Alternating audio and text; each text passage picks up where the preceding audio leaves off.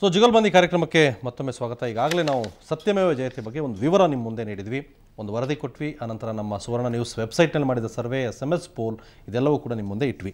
ಇದ್ರ ಬಗ್ಗೆ ಮಾತಾಡೋದಕ್ಕೀಗ ನಮ್ಮ ಜೊತೆ ಗಣ್ಯ ಅತಿಥಿಗಳಿದ್ದಾರೆ. ಮೊದಲಿಗೆ ಸಿನಿಮಾ ನಿರ್ದೇಶಕರಾದಂಥ ಪವನ್ ನಮ್ಮ ಜೊತೆ ಇದ್ದಾರೆ, ಪವನ್ ಸ್ಟುಡಿಯೋ ಸ್ವಾಗತ. ಹಾಗೆ ಸಾಫ್ಟ್ವೇರ್ ಇಂಜಿನಿಯರ್ ಚೇತನ್ ಇದ್ದಾರೆ, ಚೇತನ್ ಸ್ಟುಡಿಯೋಗೆ ಸ್ವಾಗತ. ಇನ್ನು ಸುರೇಶ್ ಪರಿಚಯ ಆಗುತ್ತೆ, ಎಲ್ಲ ಸುರೇಶ್ ಕನ್ನಡ ಜನಕ್ಕೆ ಎಲ್ಲರೂ ಪರಿಚಿತರು. ನಮಸ್ಕಾರ. ನಿರ್ಮಾಪಕ ನಿರ್ದೇಶಕರು ಸುರೇಶ್ ನಮ್ಮ ಜೊತೆ ಇದ್ದಾರೆ, ನಿಮಗೂ ಸ್ವಾಗತ. ಹಾಗೆ ನನ್ನ ಜೊತೆ ಅಮರ್ನಾಥ್ ನಮ್ಮ ಜೊತೆ ಇದ್ದಾರೆ, ಅಮರ್ನಾಥ್ ನಮ್ಮ ಸ್ಟುಡಿಯೋ ಸ್ವಾಗತ. ಇವರು ಕೂಡ ಸಾಫ್ಟ್ವೇರ್ ಇಂಜಿನಿಯರ್. ನನ್ನ ಜೊತೆ ಗೌರೀಶ್ ಕೂಡ ಇದ್ದಾರೆ, ಮಾತಾಡ್ತೀನಿ. ಸೊ ಈ ಎಲ್ಲ ವರದಿನ ನೋಡಿದಿರಿ, ಒಟ್ಟು ನಮ್ಮ ಸರ್ವೆ ಕೂಡ ನೋಡಿದಿರಿ. ಪವನ್, ನಿಮ್ಮ ಒಪಿನಿಯನ್ ಏನಕ್ಕೆ? ಸತ್ಯಮೇವ ಜಯತೆ ಕನ್ನಡದಲ್ಲಿ ಬರಬೇಕಾ ಅಂತ ಕೇಳಿದ್ರೆ ನಾನು ಫಸ್ಟ್ ಎಪಿಸೋಡ್ ನೋಡಿದೆ. ಅದರಲ್ಲಿ ಎಲ್ರಿಗೂ ತಲುಪುವಂಥ ಕಂಟೆಂಟ್ ಇದೆ, ಸೊ ಬಂದರೆ ತಪ್ಪಿಲ್ಲ ಅಂತ ನನ್ನ. ಸೊ ಕನ್ನಡ ಬರಬೇಕದು, ಬರ್ಬೋದು. ಕನ್ನಡದಲ್ಲಿ ಬರಬೇಕು ಅಂದರೆ ಡಬ್ಬಿಂಗ್ ಆಗಬೇಕು, ಹೌದು ತಾನೆ? ಸೊ ಡಬ್ಬಿಂಗ್ ಬೇಕು ಅಂತ ಆಯಿತು. ಚೇತನ್, ಡಬ್ಬಿಂಗ್ ಬೇಕು ಯಾಕೆ ಅಂತ ಹೇಳಿ. ಇವಾಗ ಒಂದು ನೀವು ಪೋಲ್ ಮಾಡಿದ್ದೀರಾ, ವೆಬ್ಸೈಟ್ ಪೋಲ್ ಇರ್ಬೋದು ಅಥವಾ SMS ಪೋಲ್, ಅಲ್ಲಿ ಕ್ಲಿಯರಾಗಿ ರಿಸಲ್ಟ್ ಗೊತ್ತಾಗಿದೆ. ಜನರಿಗೆ ಕಂಟೆಂಟ್ ಬೇಕಾಗಿದೆ, ಆ ಥರದ ಕಂಟೆಂಟ್ ನೋಡಬೇಕು ಅನ್ನೋದಿದೆ. ಪ್ಲಸ್ ಅವ್ರಿಗೆ ಅಪೀಲ್ ಆಗುತ್ತೆ, ಡಬ್ಬಿಂಗ್ ಬಂದರೂ ಕೂಡ ಅಲ್ಲಿರೋಂಥ ಕಂಟೆಂಟ್ ಅವ್ರಿಗೆ ಅಪೀಲ್ ಆಗ್ತಿರೋದ್ರಿಂದ ಸೊ ಅದು ಬಂದರೆ ತಪ್ಪಿಲ್ಲ ಅಂತ ಹೇಳ್ತೀನಿ. ಸೊ ಸತ್ಯಮೇವ ಜಯತೆ ಕನ್ನಡದಲ್ಲಿ ಬೇಕು, ನಿಮ್ಮ ಒಪಿನಿಯನ್ ಅದೇ. ಸುರೇಶ್ ಮಾತಾಡಿ. ನಾನು ಬರೀ ಸತ್ಯಮೇವ ಜಯತೆ ಅಂತ ಮಾತಾಡ್ತಿಲ್ಲ.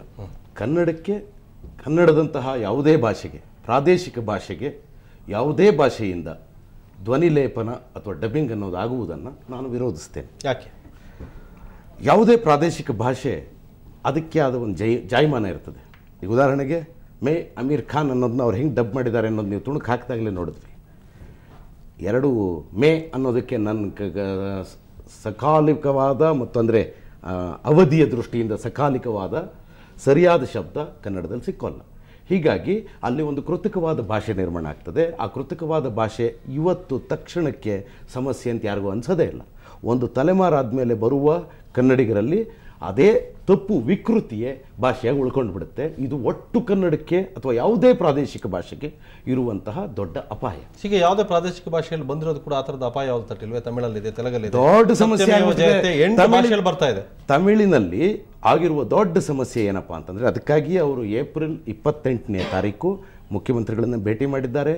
ಅಲ್ಲಿರುವ ಸಾಹಿತಿಗಳು, ಕಲಾವಿದರು, ಚಿತ್ರರಂಗದವರೂ ಸೇರಿದ ಹಾಗೆ ಒಟ್ಟಿಗೆ ಹೋಗಿ ಮುಖ್ಯಮಂತ್ರಿಗಳಿಗೆ ಈ ಡಬ್ಬಿಂಗ್ ಅನ್ನೋದನ್ನ ತಮಿಳಿನಲ್ಲಿ ಕನಿಷ್ಠ ಟೆಲಿವಿಷನ್ನಿನಲ್ಲಾದರೂ ನಿಲ್ಲಿಸಬೇಕು ಮಾಡಿದೆ. ಒಂದು ದೊಡ್ಡ ಧ್ವನಿ ಇಲ್ಲ ಸುರೇಶ್, ಯಾಕೆ ಎಲ್ಲಾ ಕಡೆನೂ ಕೂಡ ಒಂದು ಪರಕ್ಕೆ ಒಂದು ವಿರೋಧ ಇದೆ ಸುರೇಶ್. ದೊಡ್ಡ ಧ್ವನಿ ಎಲ್ರಿಗೂ ಗೊತ್ತಿರೋ ಹಾಗೆ ನಮ್ಮ ದೇಶದಲ್ಲೇ ನಮಗೂ ಗೊತ್ತಿರೋ ಹಾಗೆ ತಮಿಳರಷ್ಟು ಭಾಷಾ ಯಾರು ಇಲ್ಲ. ಹಮೀದ್, ಒಂದು ನಿಮಿಷ. ಅಲ್ಲಿ ಎದ್ದಿರೋ ಧ್ವನಿ ಒಂದು ಸಣ್ಣ ಗುಂಪು, ನನಗೂ ಗೊತ್ತಿದೆ. ಅದು ಮುಖ್ಯಮಂತ್ರಿಗಳನ್ನು ಭೇಟಿ ಮಾಡಿರುವಂತ ಗುಂಪು ಕೂಡ ನನಗೂ ಗೊತ್ತಿದೆ. ಆದ್ರೆ ಇಡೀ ತಮಿಳುನಾಡಿನಾದ್ಯಂತ ಸತ್ಯಮೇವ ಜಯತೆಯನ್ನು ತಮಿಳಿನಲ್ಲಿ ನೋಡ್ತಾ ಇದ್ದಾರೆ.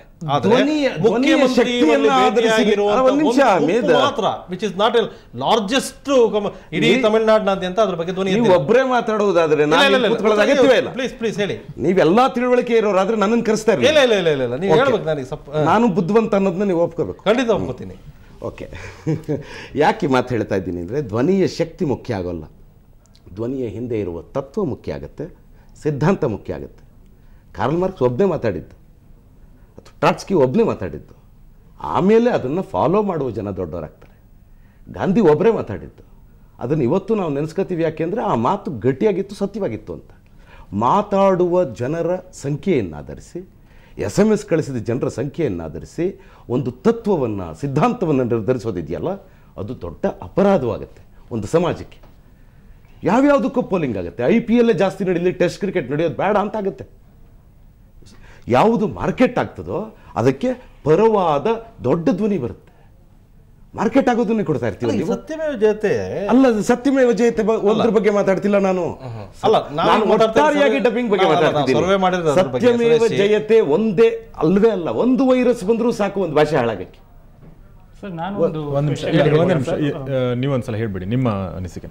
ಈಗ ಸತ್ಯಮೇವ ಜಯತೆ ಕಾರ್ಯಕ್ರಮ ಅದು ಬರೀ ಇನ್ಸಿಡೆಂಟಲ್ ಅಷ್ಟೇ. ಈಗ ಅದು ಬಂತು, ಹಾಗಾಗಿ ಅದ್ರ ಬಗ್ಗೆ ಮಾತಾಡ್ತಿದ್ವಿ. ಇಲ್ಲಿ ಒಟ್ಟಾರೆಯಾಗಿ ಹೇಳ್ಬೇಕಂದ್ರೆ, ಪ್ರಪಂಚದಲ್ಲಿ ತಯಾರಾಗೋ ಯಾವುದೇ ಭಾಷೆ ಕಾರ್ಯಕ್ರಮ ಆಗಲಿ ಕನ್ನಡಿಗರಿಗೆ ಕನ್ನಡದಲ್ಲಿ ಸಿಗಬೇಕು. ಅದು ಒಬ್ಬ ಸಾಮಾನ್ಯ ಪ್ರೇಕ್ಷಕನಾಗಿ ನನ್ನ ಅಪೇಕ್ಷೆ ಅಷ್ಟೇ. ಎಲ್ಲ ಕಾರ್ಯಕ್ರಮಗಳು ಹೌದು ಹೌದು. ಸುರೇಶ್ ಜಿ, ನನಗನ್ಸುತ್ತೆ ಕೆಲವೊಂದ್ಸಲ ನಾವು ತುಂಬ ವಿಪರೀತ ಭಯ ಪಡ್ತಾ ಇದೀವ ಅಂತ. ಈಗ ನೀವು ನನ್ನ ಮಾತು ಕಂಪ್ಲೀಟ್ ಮಾಡ್ತೀನಿ.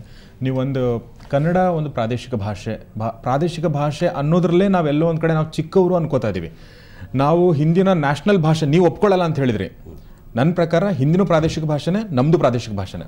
ಓಕೆ ಅವ್ರಿಗೆ ನಮಗಿರುವಂಥ ಖತ್ರ ಅಥವಾ ಅಪಾಯಗಳು ಆ ಭಾಷೆಗೂ ಇರ್ತವೆ ಖಂಡಿತ. ಓಕೆ ಅದು ದೊಡ್ಡ ಭಾಷೆ, ಅವ್ರು ನಮ್ಮ ಮೇಲೆ ಆಕ್ರಮಣ ಮಾಡ್ತಾರೆ ಅನ್ನೋ ಮನೋಭಾವ ಇದೆಯಲ್ಲ, ಅದೇ ಒಂದ್ಸಲ ನಮ್ಗೆಲ್ಲೋ ನಾವು ಇನ್ಫೀರಿಯರ್ ಅನ್ನೋ ಒಂದು ಮನೋಭಾವ ಹುಟ್ಟಾಗ್ತಾ ಇದೆ ಅಂತ ನನಗನ್ಸುತ್ತೆ. ಒಂದ್ ನಿಮಿಷ ಆಕ್ರಮಣ ಅಂತ ನಾನು ಹೇಳ್ತಿಲ್ಲ, ಆ ಮಾತಲ್ಲ ಆ ಧಾಟಿ ಇತ್ತು ಅಂತ ಇಲ್ಲ, ಅನ್ಸುತ್ತೆ.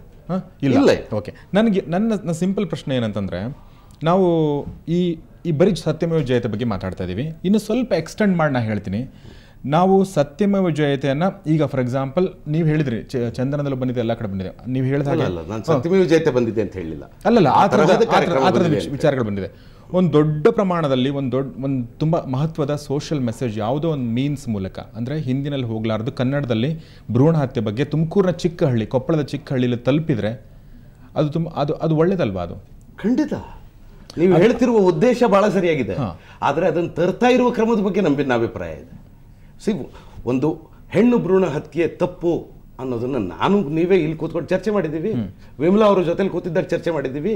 ಆ ಥರದ ಅನೇಕ ಕಾರ್ಯಕ್ರಮಗಳನ್ನು ಕರ್ನಾಟಕದಲ್ಲೂ ಮಾಡಲಾಗಿದೆ. ಚಂದನ ವಾಹಿನಿಯಲ್ಲಿಯೇ ಸುಮಾರು 15 ಜನ ನಿರ್ದೇಶಕರಿಗೆ ಪ್ರತ್ಯೇಕವಾಗಿ ಆ ವಿಷಯವನ್ನು ಕೊಟ್ಟು 15 ಪ್ರತ್ಯೇಕ ಟೆಲಿಫಿಲ್ಮ್ಗಳನ್ನು ತಯಾರಿಸಲಾಗಿದೆ. ಈವರೆಗೆ ಆ 15 ಟೆಲಿಫಿಲ್ಮ್ಗಳು ಸಾವಿರಾರು ಸಲ ಚಂದನದಲ್ಲಿ ಪ್ರಸಾರವಾಗಿದೆ.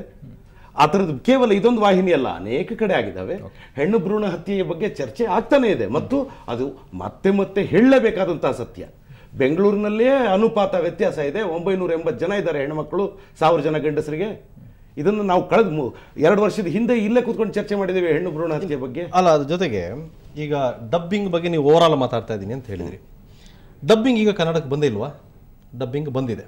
ಜಾಹೀರಾತುಗಳನ್ನ ಯಾಕೆ ಕನ್ನಡದಲ್ಲಿ ಡಬ್ ಮಾಡ್ತೀರಿ? ಹಾಗಾದ್ರೆ ಜಾಹೀರಾತುಗಳನ್ನು ಯಾಕೆ ಒಪ್ಕೊಂಡ್ರಿ ನೀವು?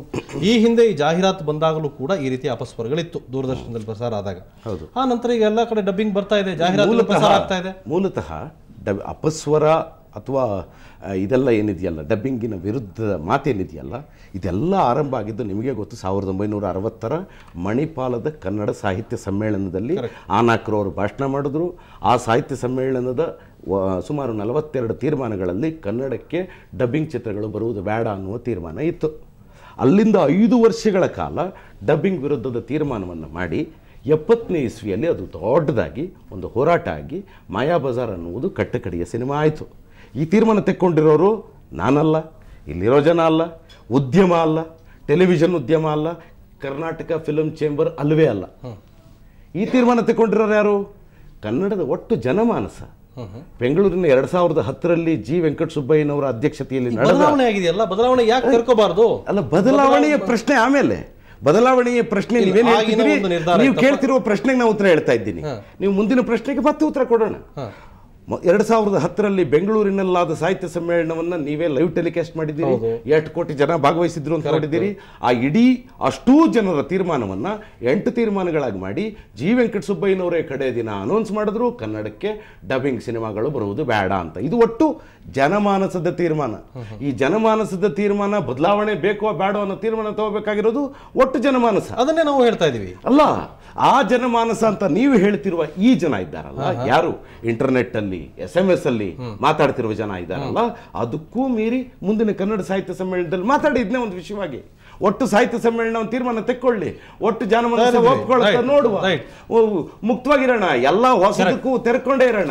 ಆದ್ರೆ ಅದರಿಂದ ಆಗುವ ಅಪಾಯಗಳು ಜಾಗ್ರತೆ, ಅದನ್ನು ಚರ್ಚೆ ಮಾಡಬೇಕು. ನಾವು ಅದನ್ನೇ ಹೇಳ್ತಾ ಜಾಗ್ರತೆ ಇರಬೇಕು. ಯಾವುದೇ ಒಂದಕ್ಕೂ ತೆರೆಕೊಳ್ಳೋದಕ್ಕೂ ಮೊದಲು ನಾವು ಚರ್ಚೆ ಆಗಬೇಕು.